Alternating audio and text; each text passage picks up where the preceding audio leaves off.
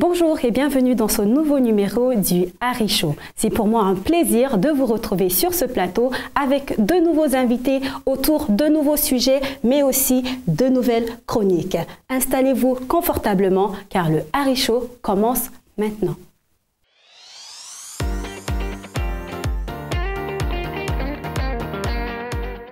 Alors, le premier invité que nous recevons sur ce plateau est un jeune qui inspire par sa force et sa volonté de mener et de gagner un combat, celui pour sa vie. Voici son histoire. Je m'appelle Mohamed Kamara, né à Boké en 1991.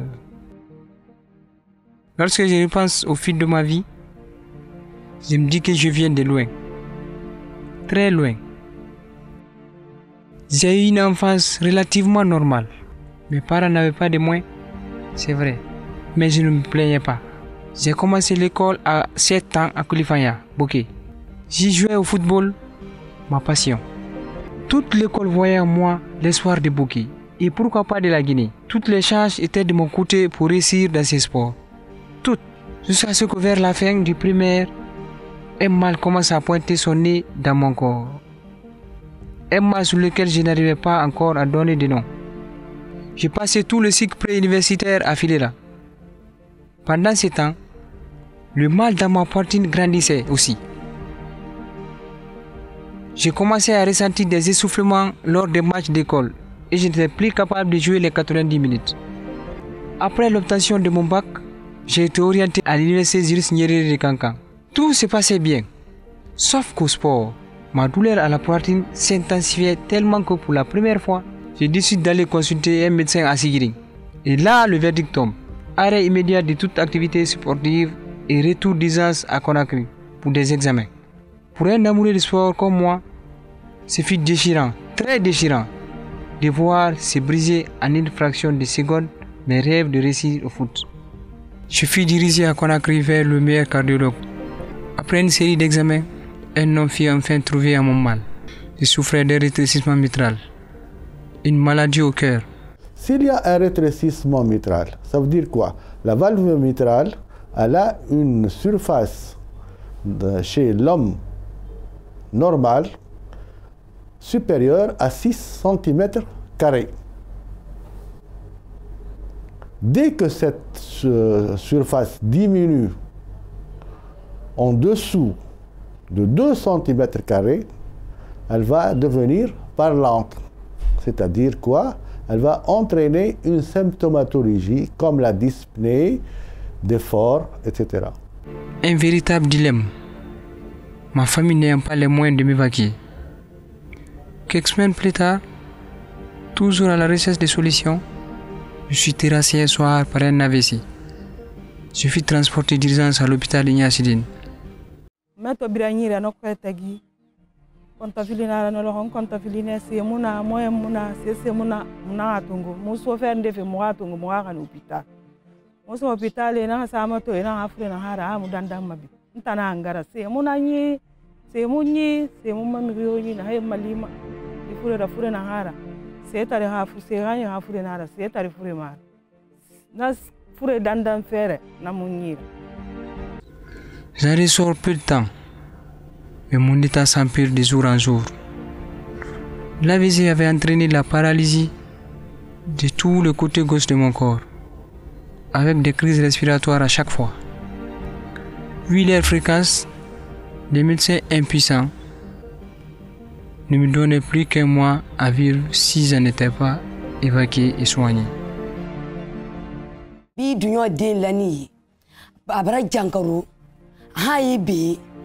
Toujours ifana tayaro toujours wala konno fili annayambi wala konno fili annayambi kadana tambi abra parlisi amma lo anya kenyanyama amma kenyalo ala na ala ka amma deme sandi bonyin konno fili do sa ala di kambere min na wuli ka lo asenka anye kinkine yana kon fentambolo fu tambolo amma kenyalo fin fana tana bolo.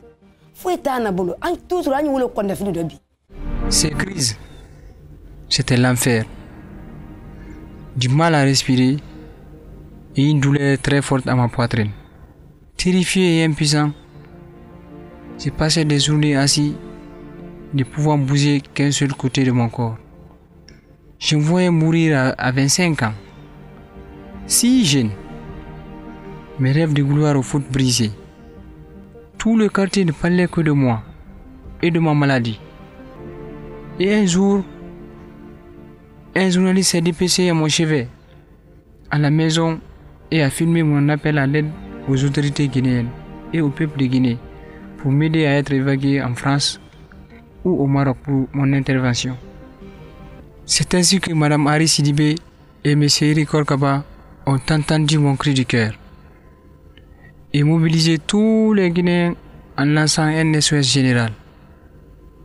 Au bout de 3 semaines de démarches et de collecte de fonds, le 6 juillet fit le grand départ vers le Maroc.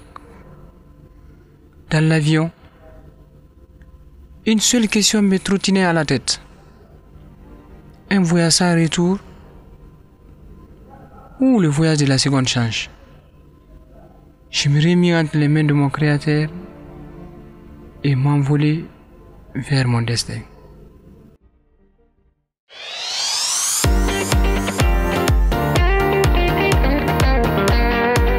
Alors Mohamed Camara est aujourd'hui de retour de son séjour du Maroc où il a subi cette opération chirurgicale. Alors a-t-elle été une réussite?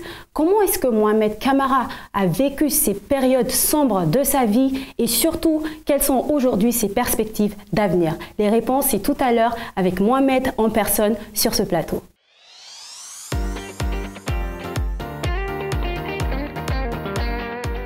Mohamed Camara, bonjour et bienvenue sur ce plateau.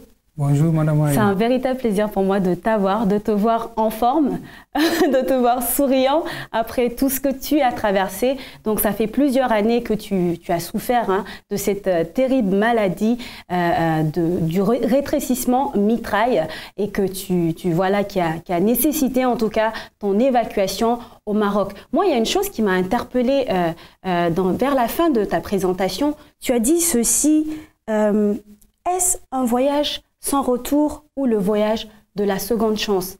Qu'est-ce que tu voulais dire par là, Mohamed? Ma situation était trop critique, j'avais peur, je pensais qu'arrivé là-bas, est-ce qu'on allait m'opérer ou pas? Est-ce que les médecins allaient m'accueillir à bras ouverts ou bien volontairement comme ça, on dit on va t'opérer, Mohamed. Donc j'étais dans ces doutes et chaque fois mon cœur me disait que j'étais comme si c'était un tombola quoi. Ok, c'est soit ça marche ou bien ça ne marche pas. Donc arrivé au Maroc, j'ai été accueilli dans un hôpital, l'hôpital militaire de Rabat. Vous êtes arrivé au Maroc à quelle période?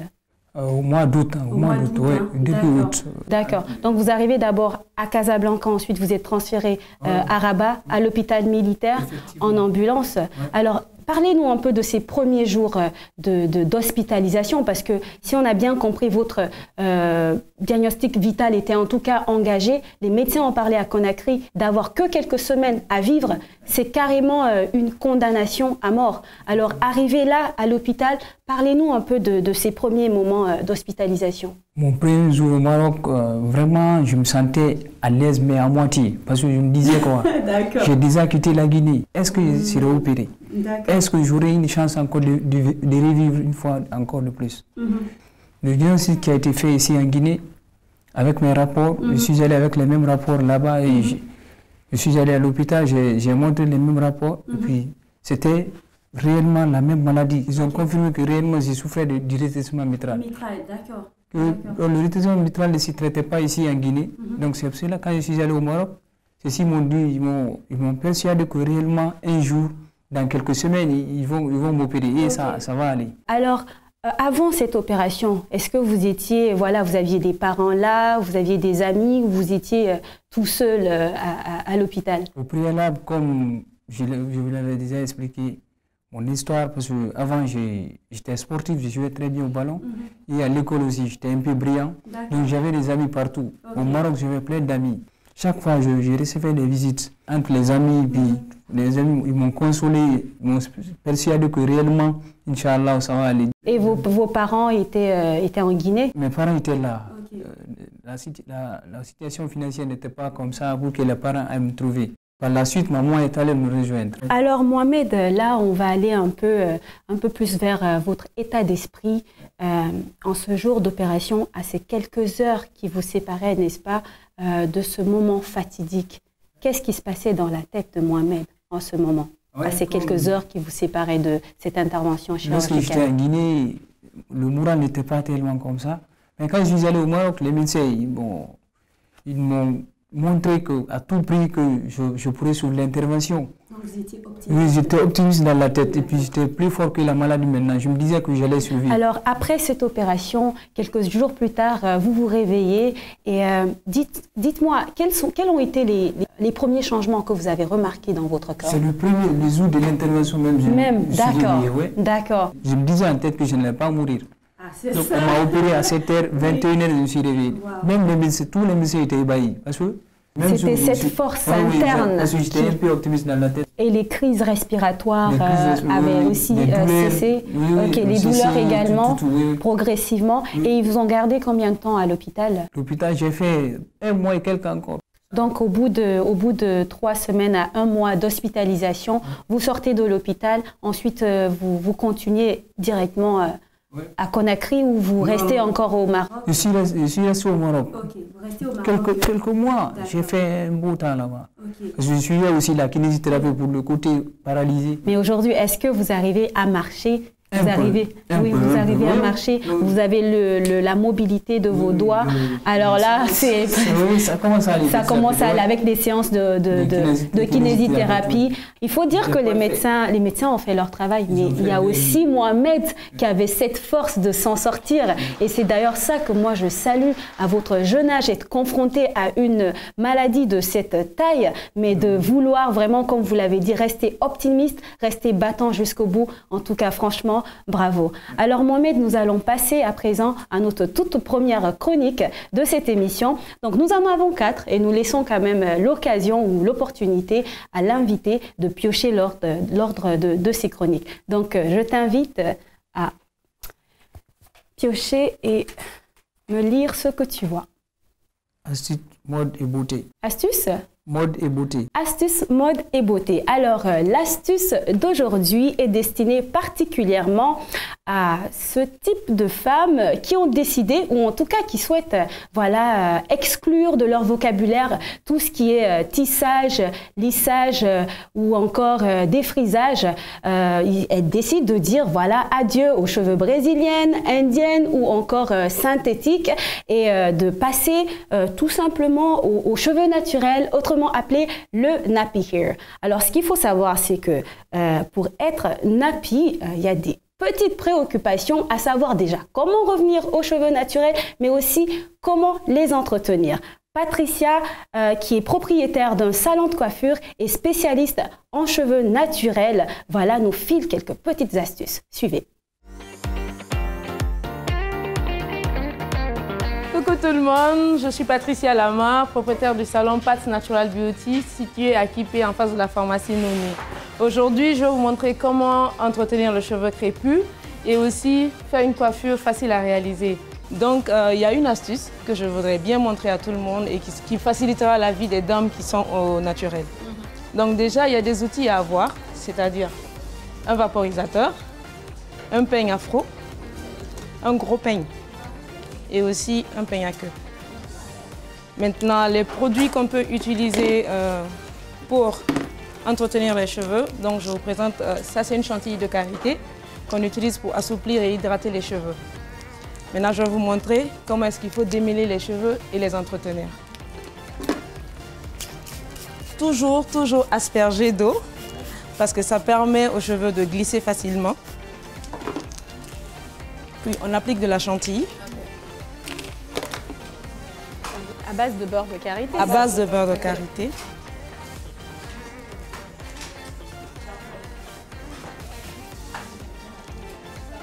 Et pour démêler, il faut utiliser le peigne à queue pour fendre les cheveux ou les faire avec les doigts. Donc moi, je vais utiliser le peigne à queue. Quand vous sentez que les cheveux sont très emmêlés, vous pouvez commencer par le démêlage au doigt, comme ça. Comme ça.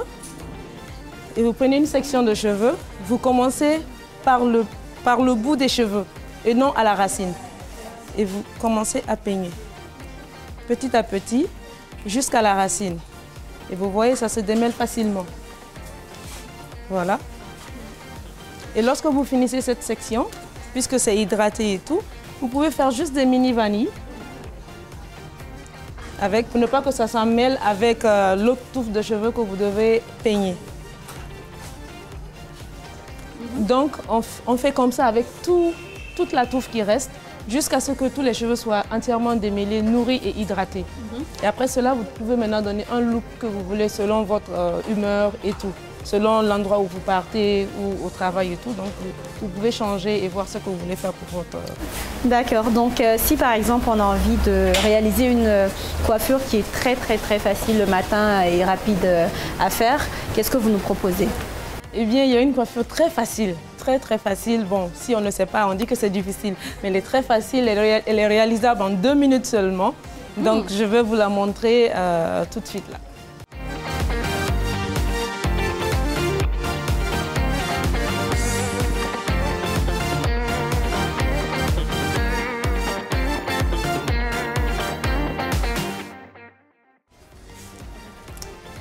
Eh bien, je voulais parler d'un élément qui ne manque jamais avec moi, ce sont les élastiques, des attaches. Bon, chez nous, on appelle ça bélias. Voilà. Donc, je vais vous montrer comment est-ce que je vais arriver à réaliser une coiffure avec. Parfait.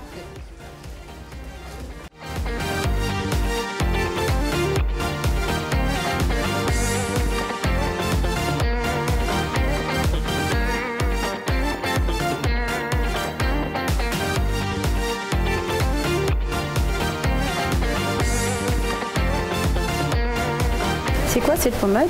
C'est le Edge Control. Okay. C'est pour permettre aux cheveux qui ne sont pas longs, les baby hair, à être plus plats. Okay. Parce que le gel Eco Styler ne peut pas tout faire coucher, donc on utilise le Edge Control de Olive Oil.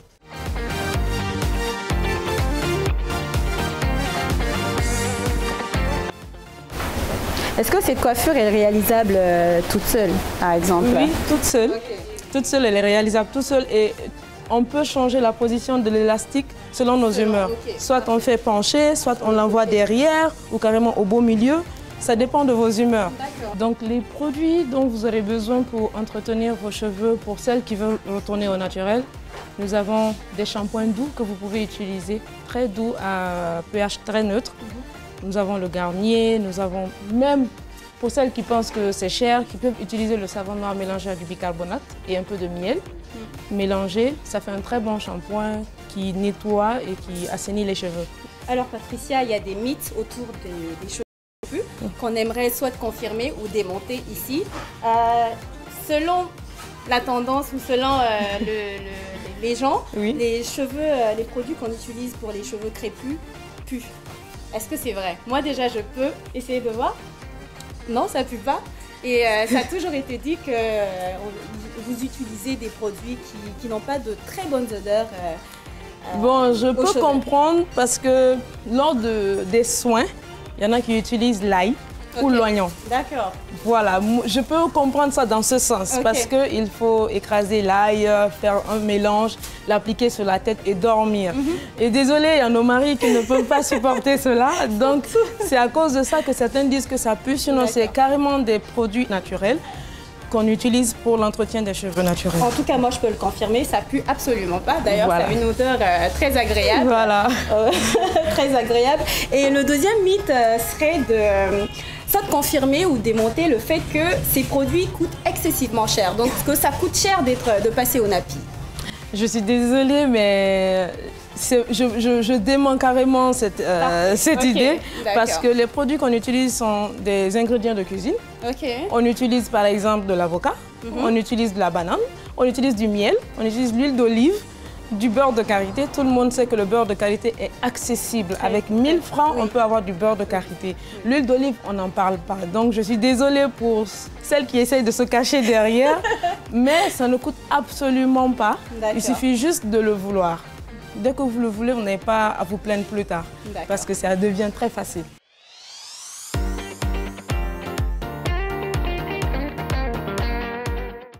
Merci donc à Patricia pour ces petits conseils. Mohamed, bien intéressant tout ça. Alors si je te demande quelle est ta préférence entre voilà, ces femmes naturelles qui gardent leurs cheveux naturels ou celles qui, bon, de temps à autre, ou celles qui ont l'habitude voilà, d'utiliser des mèches, des cheveux brésiliennes, quelle est ta préférence? Moi, ma préférence, c'est les femmes qui gardent leurs cheveux naturels. Leurs cheveux naturels. Voilà, ça a le mérite d'être clair, ok? C'est le choix de Mohamed et on le respecte. En tout cas, alors pour revenir au sujet de votre hospitalisation, est-ce que encore on peut parler d'un petit espoir qui soit là pour qu'un de ces jours, vous retournez en tout cas sur les terrains de foot pour enfin vivre votre rêve d'enfant?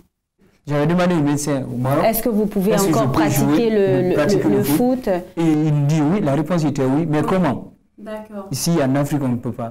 Oui. Parce qu'on ne peut pas jouer ici sans respirer la poussière. Alors Mohamed, c'est le temps pour nous de passer à notre deuxième chronique.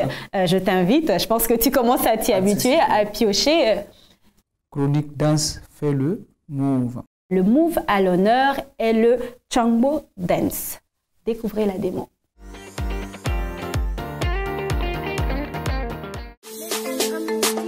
Désormais, c'est le Shango.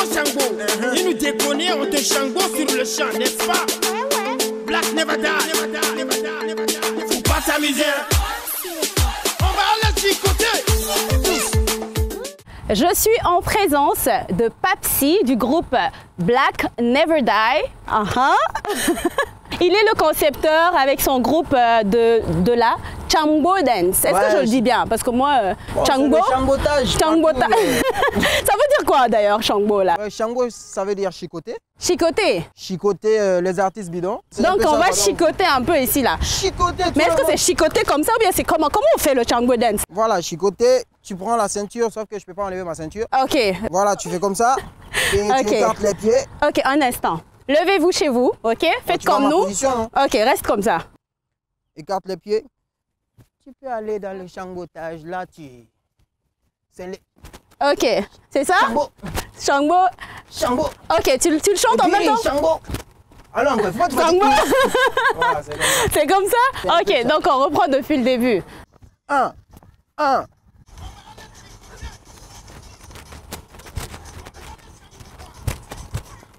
Voilà. Et bon, ici, là, maintenant, tu montres de quoi tu es capable. Voilà, tenez ça. Quoi? C'est quoi ça? Je t'ai tué maintenant, c'est bon. On y va, on continue. Moi, je suis concentrée. Hein? Ok, on y va, jusqu'au bout. Là, on fait quoi? Shango et Shango. À chaque fois, on dit Shango et tu vois, non? Bon, ici, Amina. Ok, Amina. Amine. Nana. Ok. Tu bloques. Voilà. Ensuite, on fait quoi là? Là, maintenant, tu fais lever les gens. Ok, debout hein, chez vous. Allez, voilà. Tout le monde debout. Levez-vous. On s'apprête pour le refrain là.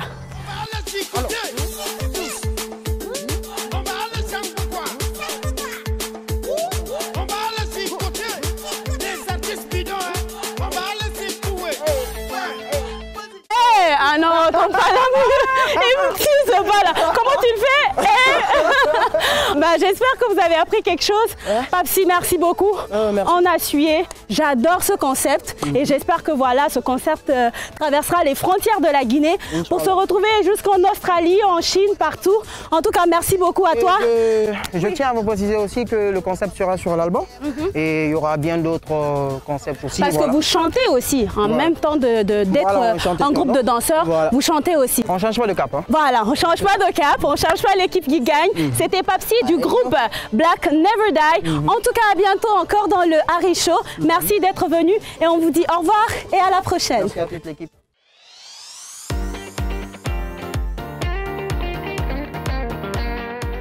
Waouh, le Changbo Dance, Mohamed, c'est pas une petite affaire ça. Hein? Oui. Est-ce que tu as retenu quelques petits pas en tout cas?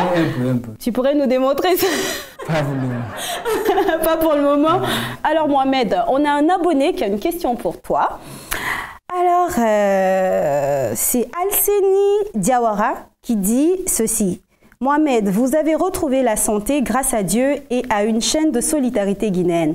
Comment comptez-vous rendre à la Guinée cet acte honorable qui a changé le cours de votre vie? S'il y a un cas comme ça, il faut qu'on s'entraide, on se donne la main, on s'aide vraiment ça. C'est une très bonne initiative. C'est un bel exemple en tout cas que les Guinéens, ont manifesté. Cette chaîne de solidarité. Parfait. De créer même, voire même de bien ordonner et puis faire en sorte que réellement s'il y a un malade les souffrant de César, on doit vraiment l'aider. Il faut qu'on l'aide parce que et puis ce n'est pas des petites maladies. Oui, oui. Donc les maladies, les tumeurs et autres. Oui, oui, tout à fait. Cardiaque. Oui, oui. S'il y a cette chaîne de solidarité, s'il y a un malade, chaque fois avec les collectes, s'il y a un malade, les contributions. On prend l'argent, on l'aide. D'accord, d'accord. En tout cas, merci beaucoup à toi, Mohamed, d'avoir répondu à notre invitation.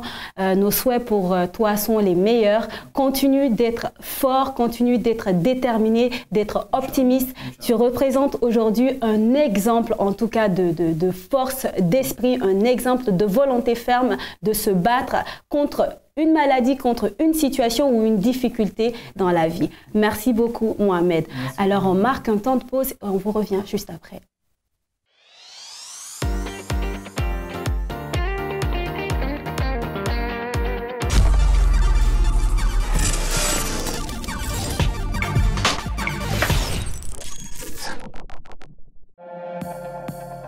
Désormais, chez Celcom, recevez 5 fois plus sur toutes vos recharges. Quoi?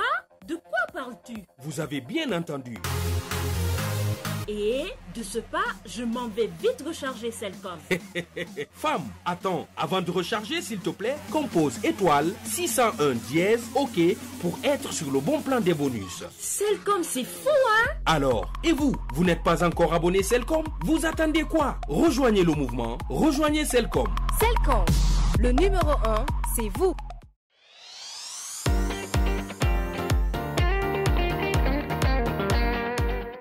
Notre prochain invité évolue dans le monde de la mode. Il a aujourd'hui réussi à graver son nom dans les annales du stylisme guinéen. Je ne vous en dis pas plus, je vous retrouve juste après sa présentation. La mode. L'art de se vêtir conformément à la tendance d'une époque ou d'une région donnée. Si pour certains, ce n'est qu'un métier, pour d'autres, c'est leur passion. L'histoire de toute leur vie. C'est le cas de ce styliste designer, le très talentueux Alpha Marba, Alphao. Pour moi, la mode, c'est l'aubaine, c'est la meilleure chose que nous puissions avoir. Parce que si nous existons, c'est à travers la mode. Si nous sommes nés, c'est à travers la mode. Et quand nous allons mourir, c'est à travers la mode. Pourquoi? Parce que si on voit un peu l'évolution des choses, comme je le dis souvent, au début, il y avait les prophètes et tout le monde s'habillait au début à travers des feuilles, après des peaux de mouton, après les drapés. Et maintenant, c'est devenu des choses qui sont tellement modernes que nous sommes obligés d'aller chez le styliste pour s'habiller ou chez le couturier. Donc la mode, c'est comme ce qui existe avant tout et après tout. C'est la seule chose qui peut rester. Elle représente le plus grand vecteur de création d'économie d'un pays et surtout un vecteur socio-culturel permettant à une jeunesse de s'émanciper et de s'organiser, de savoir d'où on vient et de comprendre où on va. Cela fait 10 ans que je suis dans le milieu, maintenant 11 ans dans le stylisme, je veux dire. Et après 11 ans, j'ai compris qu'il fallait que je déménage, que je trouve un espace plus vaste parce que j'ai besoin non seulement de faire un showroom comme tous les designers du monde, et en même temps avoir plus d'employés et m'orienter un peu encore sur d'autres axes. Donc tout cela fait partie de mon déménagement parce que j'étais dans un endroit un peu restreint et je ne pouvais pas réellement faire ce que je voulais. Là, c'est prévu pour le bureau. J'ai installé quelque chose, mais on est en train d'aménager pour faire le bureau. C'est le bureau du FIMOG. Et en même temps, le bureau de la maison. Et de côté, nous sommes en train, dans le salon, de voir comment mettre un petit studio photo pour pouvoir détecter les jeunes mannequins. Parce qu'un détecteur mannequin, il faut imaginer, il faut prendre les photos, il faut tout prendre pour voir tous les angles, qu'est-ce qu'on peut vendre en lui. Là, c'est comme je l'ai dit tout à l'heure, c'est la salle de coupe. Elle, c'est la table de coupe.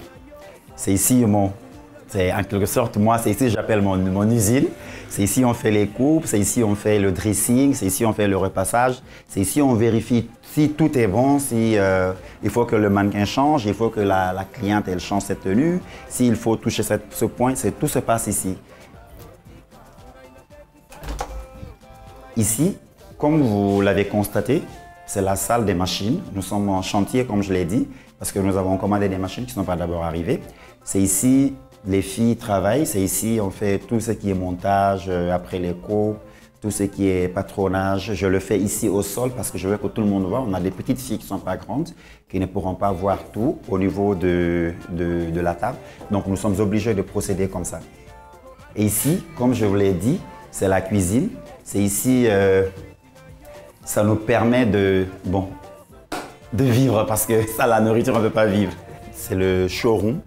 En fait, actuellement, je travaille plus sur les tenues simples et prêtes à porter parce que la haute couture, je l'ai fait, c'était pour essayer de vendre mon image et essayer de vendre l'image de la mode guinéenne vers l'extérieur.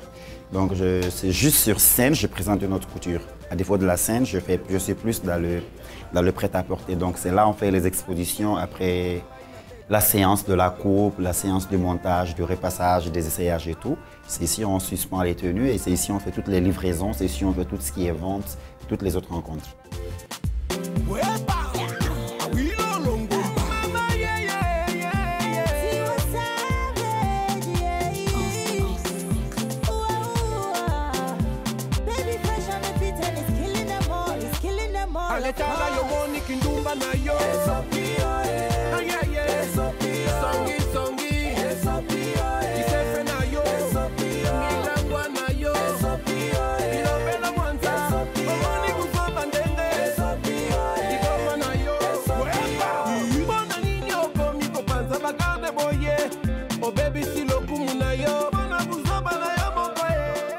Ma relation avec Alphao, ça ne date pas d'aujourd'hui.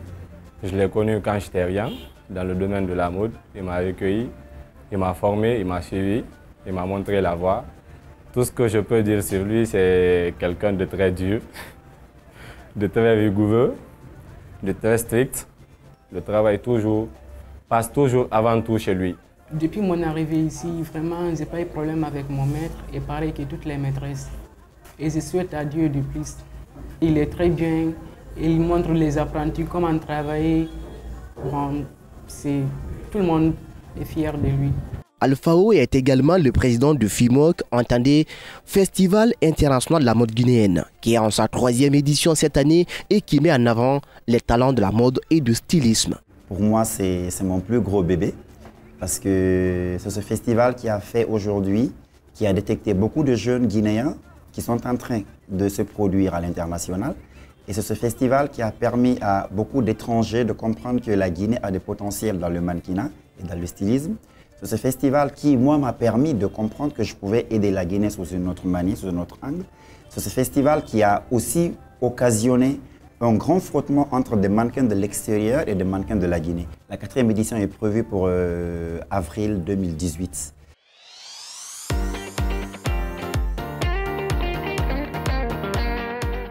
Alors, recevons à présent cette icône du stylisme guinéen, Alpha Oumar Ba, sur ce plateau.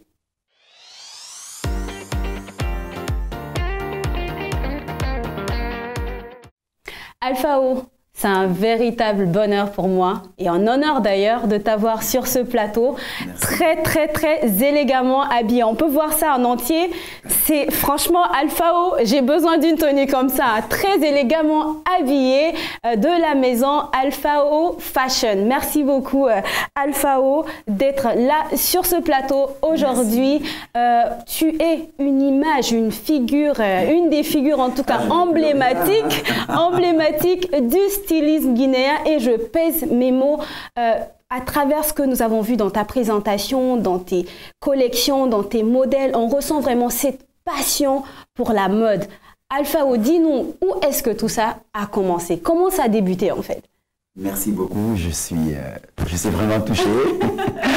Et Ça a débuté par l'amour de la chose. Okay. Et comme je le dis souvent, il faut d'abord être amoureux de ce qu'on veut faire. Il faut être très patient, très persévérant. Parce que si j'essaie toujours de pagailler à le 10 ans. Je dis quand on est amoureux d'une fille, toutes les bêtises qu'elle nous fait, on pardonne. Donc, ce qui signifie que quand on est amoureux de ce que nous faisons, nous acceptons tout ce que nous rencontrons, toutes les entraves que nous avons. Mais finalement, nous réussissons parce que nous sommes déjà préparés, nous sommes déjà dans la persévérance et nous nous inscrivons dans la longévité à travers ce que nous faisons. Voilà, donc c'est l'amour de la chose. Donc c'était pas, je sais pas, un héritage familial, si votre papa ne faisait pas ça. Pas du tout. Mes parents d'ailleurs n'ont jamais voulu. Ma mère m'a coupé la parole pendant 3 mois. Wow. Donc c'est juste que Anne Griff, parce qu'elle voulait peut-être que vous. Justement, mon père a voulu que je sois un expert comptable parce que c'était un comptable. Il a voulu que je sois orienté vers la comptabilité. Et ma mère, elle voulait que j'aille étudier en Europe. Et bon, ce sont des choses, je n'ai jamais rêvé travailler pour quelqu'un. Je n'ai jamais rêvé être dans un bureau en train de gérer des papiers ou autre. Ça n'a jamais été mon rêve. Ma passion a toujours été l'art. Ma passion a toujours été d'être dans un milieu où je me sens très très proche des jeunes et des gens que je peux aider et où je me sens très utile envers la société et où je me sens très important envers beaucoup de personnes qui pourront me prendre pour une référence parce que je me suis dit la jeunesse guinéenne entre griffes on manque de références et s'il y a une référence, si aujourd'hui il y a des personnes qui finissent les études, qui s'orientent vers l'art, c'est parce qu'il y a la réussite à l'intérieur. Et si aujourd'hui nous essayons, nous attendons que l'État nous emploie, si aujourd'hui nous nous disons il faut qu'on finisse d'étudier et qu'on aille dans les bureaux, ça ne peut pas aller. Raison pour laquelle aujourd'hui, je le dis souvent, si nous voulons lutter contre l'immigration clandestine, il faut qu'on essaye de se battre vers nos rêves. Voilà un peu mon objectif. Alphao. En tout cas, ces dernières années, on t'a vu beaucoup bouger, être présent sur des podiums prestigieux, ces festivals vraiment panafricains, mais aussi internationaux. Tu peux nous citer quelques-uns de justement ces festivals où tu as eu l'occasion de participer? Je ne pourrais pas citer tout, mais je vais citer les derniers. Les derniers, je vais commencer par le FESMA, où j'ai eu le prix du mérite de la mode africaine. Ça, c'était où? C'est au Bénin, en 2014. D'accord. Et après, j'ai été au Nigeria, où j'ai côtoyé l'Organisation mondiale de la mode. Et après, j'ai été à Paris, aux Champs-Élysées, où j'ai fait l'Africa Fashion Reception. Et après, à l'UNESCO, bon, ça continuait comme ça. Et là, j'ai décidé de rester plus dans mon pays parce que j'ai un festival que je fais. Donc, j'ai préféré rester maintenant en Guinée pour propulser les jeunes mannequins vers l'extérieur. Franchement, vos efforts sont à féliciter dans la promotion du stylisme et de la mode en Guinée. Alors Alphao, ce domaine n'a pas de secret aujourd'hui pour vous. Et qui parle de réussite parle aussi, oui, de quelques échecs et quelques difficultés. Alors peux-tu nous dire quelles sont aujourd'hui vraiment les difficultés auxquelles le styliste guinéen est confronté au quotidien en Guinée? Je sais que je vais vexer, mais ça langue du bois, il faut que je le dise. Le problème que nous avons aujourd'hui en Guinée beaucoup de personnes qui sont lancées dans le stylisme sans savoir c'est quoi le stylisme. Parce que quand tu es styliste, il faut d'abord savoir quelle orientation tu as. Tu ne peux pas être un styliste qui fait la haute couture et tu t'orientes vers le prêt-à-porter. Parce qu'il y a des gammes. Et il faut savoir, catégories. Il y a des catégories, exactement. Il faut savoir dans quelle catégorie j'excelle. C'est vrai que tu peux faire le prêt-à-porter comme tout le monde. Ça, c'est pas un problème. Mais quand on est tradi moderne ou quand on est styliste haute couture ou quand on fait autre chose, il faut essayer de respecter ce qu'on fait. Le cadre. Exactement. Et se vendre à travers une image, être reconnu à travers une image. Si vous avez fait la remarque, quand quelqu'un porte une tenue Alphao, c'est très facile de reconnaître la tenue, généralement. Bien sûr, dès que vous avez votre justement, il y a une touche qu'il faut essayer de fidéliser, parce que tu es en train de récupérer une certaine clientèle. Et il faut que ces clientes-là se disent, quand je veux aller dans une soirée, je dois aller chez tel couturier. Non, cette fois-ci, je veux porter du tradi moderne, je dois aller chez tel couturier. Il faut cela. Ça, c'est un. Deuxièmement, les jeunes stylistes aujourd'hui en Guinée, nous avons un sérieux problème. Le problème que nous avons, c'est quoi? Nous pensons tout connaître, or on ne connaît rien. Le problème, c'est qui est là, c'est quoi? Il faut qu'on essaye d'imiter les autres pays. Il faut qu'on essaye d'aller à la longueur des autres pays. Oui. Parce que si aujourd'hui on est jeunes stylistes et nous ne sommes pas au cœur des événements, pour pouvoir tisser des relations, pour pouvoir avoir une expérience, nous avons un sérieux problème. Et troisièmement, on manque de persévérance. En Guinée, aujourd'hui, on est jeune, on veut tout faire aujourd'hui et réussir aujourd'hui. Or, la réussite s'inscrit dans la longévité. C'est aujourd'hui qu'on le voit, mais on doit comprendre que j'ai fait 10 années de galère. Cela voudrait-il dire que le soutien, le stylisme n'est pas aussi soutenu comme il se devrait en Guinée? Pas du tout soutenu? Ça, je le dis, parce que ces compétitions que je négocie pour la Guinée, j'ai des cautions à payer. Peut-être que toi, tu sais, parce que tu en sais un peu. Je paye les cautions moi-même. Ces billets d'avion, si on n'a pas de personnes de bonne volonté, je me bats pour avoir les billets d'avion moi-même. Donc, l'État nous accompagne de façon étatique, avec des papiers et tout, institutionnels et tout. Donc, moi, je me dis c'est très, très difficile d'évoluer si on n'aime pas ce qu'on fait. Alors, dans ce domaine du stylisme, voilà, c'est clair qu'il y a des avantages, mais aussi des inconvénients. Et c'est aussi un monde de forte rivalité et de compétition, des fois malsaine. Alors, Alphao, dis-moi, quel est aujourd'hui les rapports, en tout cas que tu entretiens avec ces autres stylistes et confrères de la mode ici en Guinée? Moi, d'abord, pour moi, il n'y a pas de concurrence dans la mode. Parce que quand on donne un tissu à 1000 couturiers, on dit de faire, on leur donne les mêmes tissus, on les exige les mêmes modèles. Toutes ces personnes, chacun va faire une touche différente de l'autre, ce qui fait qu'il n'y a pas de concurrence. Seulement, en Guinée, nous avons mal vu le domaine du stylisme, nous avons mal vu la concurrence. Une concurrence, elle doit être positive. Ça veut dire, si aujourd'hui je paye même mannequin à 10 000, tu dois payer 20 000 pour montrer que tu es plus que moi. Si aujourd'hui je voyage pour participer à tel événement, il faut que toi tu ailles à un événement plus que celui dont j'ai été pour montrer que tu es plus que moi. Moi, j'aime cette concurrence-là.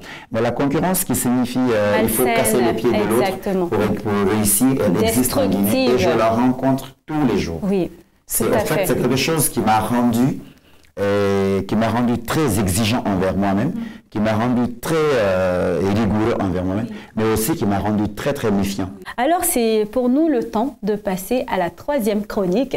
Alors, allez-y, on va voir pour la troisième chronique. Qu'est-ce qui en ressort? Chronique question de société. Alphao, la question du jour est celle qui suit. Quelle phrase parmi les suivantes fait le plus mal en amour? Alors, je ne t'ai jamais aimé. Tu ne vaux rien au lit. J'aime encore mon ex. Je t'ai trompé. Je sais que c'est pas évident. Alors, ce que je te propose, Alphao, nous allons suivre ces quelques interventions, ok, sur la question. Et je te reviens juste après ça pour ta réponse. Ça va? Tu es d'accord? Ouais. On y va.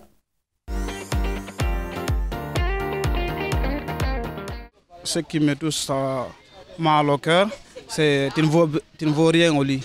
Ça veut dire que c'est une injure envers moi. Parce que si quelqu'un te dit que tu ne vaux rien au lit, que cela veut dire que tu n'existes plus, que tu n'as pas de valeur. C'est quand mon mari me dit que je ne vaux rien au lit. Ça détruit le foyer.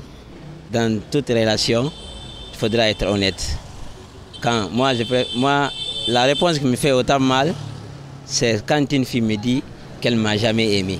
La quatrième thématique, ça dit tu ne vaux rien au lit. En amour, pour convaincre une fille actuellement, je m'excuse dans le thème, je mets dans la parenthèse, mais au moins en matière de rapport, il faut être très très fort et savoir montrer la femme de quoi tu es capable. Je t'ai trompé, c'est ça. Parce que quand tu trompes quelqu'un, c'est pas bon. Tu le déçois. À mon avis, c'est la phrase là où on dit que tu ne vaux rien au lit. C'est celle-là qui fait mal en tant que garçon. Tu peux pas me dire que voilà, je t'ai jamais satisfait au lit parce que voilà, moi en tant que garçon, je sais que voilà, j'étais toujours satisfait et puis voilà. Pour moi, c'est comme du chantage, moquerie, un truc comme ça. Waouh, les avis sont divergents. Hein. En tout cas, c'est pas une question évidente. Alphao, je suis tout oui. Je t'écoute. Là, pour moi, toutes ces questions-là, elles font très mal. En tout cas, c'est laquelle de ces phrases qui gâte même ton cœur? C'est qui détruit ton cœur? Non, tu peux pas supporter. Je t'ai jamais aimé. Tu ne vaux rien au lit. J'aime encore mon ex ou je t'ai trompé? La deuxième, elle fait plus mal pour un homme, selon moi. Tu ne vaux rien au lit. Ah oui, ah oui, tu ne vaux rien au lit pour un homme. Il y a des discussions après pour trouver une solution. Quand même. Ok, en parlant d'ailleurs, voilà, de vie privée, Alphao, on sait que tu entretiens en tout cas un certain mystère autour de ta vie privée. Tu es très discret là-dessus, ce qui est d'ailleurs salutaire en tant que personne publique. Mais dis-nous, est-ce que tu es encore célibataire ou tu as décidé finalement, voilà, de fonder une famille, de te marier? Je suis marié. D'accord, bravo. Je n'étais pas au courant et je n'ai pas été invitée au mariage, d'accord? On a fait un mariage assez discret. Donc, ok, à ton image, bien sûr. On a fait un mariage assez discret. Waouh. Ce qui fait que beaucoup de personnes sont... Et aujourd'hui, tu as des enfants? Il n'y a pas longtemps, nous nous sommes mariés. Ok. Bon, les enfants sont en route. Sont en route, sont en route. En parlant d'enfants d'ailleurs, Alphao, aujourd'hui, c'est sûr, tu as construit un empire autour de ton nom, Alphao. Le travail derrière a été tellement énorme que pour toi, il s'agirait vis-à-vis de tes enfants de les initier justement à la mode, au stylisme, pour qu'ils puissent voilà, porter cet héritage, ce lourd héritage que tu laisses et de persévérer, de continuer le travail que toi, tu as abattu pendant plusieurs années, ou est-ce que tu déciderais voilà, de leur laisser le libre arbitre de choisir un domaine de prédilection pour leur futur? Moi, je préfère qu'on laisse à l'enfant de choisir. Parce que toute chose qu'on impose à une personne, la personne ne réussit jamais. Oui. Ça dépendra de la personne, mais moi, mon seul rêve, c'est d'avoir un enfant footballeur. Waouh, un enfant footballeur. Ça, je rêve d'avoir un enfant footballeur. Donc, dans ce cas, il faudrait l'initier au foot très tôt pour ne pas avoir à lui imposer. D'accord. Alors, Alphao, y a-t-il un autre domaine, hormis la mode, dans lequel tu aimerais te lancer dans un futur proche ou lointain? Bien sûr. Bien sûr, je sais que si je n'avais pas fait la mode, j'aurais raté toutes les belles choses de ma vie. Mais je sais qu'en même temps aussi, je vais l'abandonner parce que mon objectif, c'est d'être dans la mode, d'être dans le stylisme pendant 20 ans. Et là, je suis là il y a 11 ans. Wow. Donc, dans 9 ans, je vais... Reste encore 9 ans, on a du chemin. Et je vais me retirer parce que c'est le temps de mettre beaucoup de personnes sur le chemin, le temps d'aider beaucoup de jeunes qui veulent être comme moi, et le temps de quitter, rester dans l'histoire, parce qu'on ne peut pas faire sa vie et faire la vie des autres. Mais si je quitte, j'aimerais revenir dans l'humanitaire. Parce que mon rêve, c'est d'avoir une institution humanitaire pour former plus de jeunes dans le domaine de la mode, former plus de jeunes des enfants qui sont dans la rue. Tout à fait. Voilà un peu moi dans quoi j'ai envie. Une cause noble, Alphao, une cause noble, un homme de cœur, en plus d'être vraiment talentueux dans la mode, c'est aussi un homme de cœur. En tout cas, dans ce domaine-là, je te souhaite les meilleures réussites. Merci. Il faut avoir du cœur pour pouvoir servir son pays et servir les autres de façon volontaire. Donc, Alphao, nous allons alors passer à présent à la toute dernière chronique. Donc, évidemment, je te laisse piocher et me lire le nom de cette dernière chronique. Astuces culinaires. Astuces culinaires. Voilà donc la 4e chronique de ce numéro. C'est d'ailleurs une nouvelle chronique, voilà, que nous avons instaurée pour les gourmands comme moi. Et aussi les amoureux, de la cuisine. Alors aujourd'hui, nous présentons le rouleau d'avocat aux crevettes. Donc je vous laisse avec le chef cuistot pour la démo.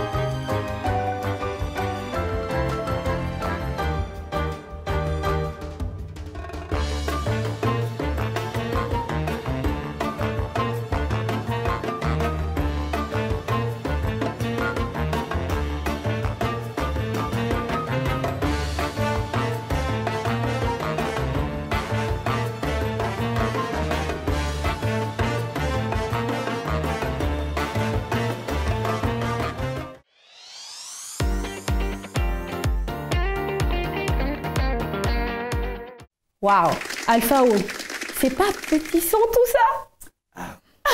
Si on pouvait le refaire pour la maison, c'est bon. Pour la maison et aussi pour le plateau. Franchement, moi, ça me donne une idée. Je pense que dans un futur proche, on va commencer en tout cas à faire des démos de cuisine sur le plateau. Comme ça, on peut goûter. C'est pas juste de nous faire saliver comme ça, puis de ne pas nous donner l'opportunité de goûter. En tout cas, Alpha O, on a un abonné qui a une question pour toi. Ah, c'est une abonnée. C'est une dame, mais qui aimerait garder l'anonymat. Ok. Alpha O. Donc, je te lis sa question, d'accord? Alpha O est mon idole. Mon amour, entre parenthèses, dans mes rêves, bien sûr. Ok. Mon amour que j'aimerais rencontrer, si possible, apprendre à le connaître davantage. Est-il déjà marié? Sinon, je suis alors candidate. Ok. Et si oui, je voudrais devenir sa seconde épouse. On ne veut pas de problème ici. Je ne fais aucun commentaire. Alpha O, je te laisse répondre. Waouh. Je suis marié et je suis très très amoureux de ma femme. Et monogame ou polygame, parce qu'elle a dit monogame, c'est ça? Pour le moment, je n'ai pas ça en tête. Pas polygame. Parce que là, en tout cas, je lis la dernière phrase. Hein. Est-il déjà marié? Sinon, je suis alors candidate. Si oui, je voudrais devenir sa seconde épouse. Waouh! Je ne peux pas dire son nom. Elle a dit l'anonymat. C'est une demande à mariage carrément. Alpha O, en tout cas, a du succès, même sur le plateau. Mais on ne veut pas de problème. Il est monogame, il est marié et il désire rester fidèle à sa femme. En tout cas, voilà, Alpha O, merci beaucoup d'être passé. Je te souhaite en tout cas le meilleur et encore plus de réussite. Continue de nous éblouir avec tes collections et merci d'être venu. Donc nous terminons donc cette émission sur cette presque demande en mariage, on peut le dire, mais c'est non.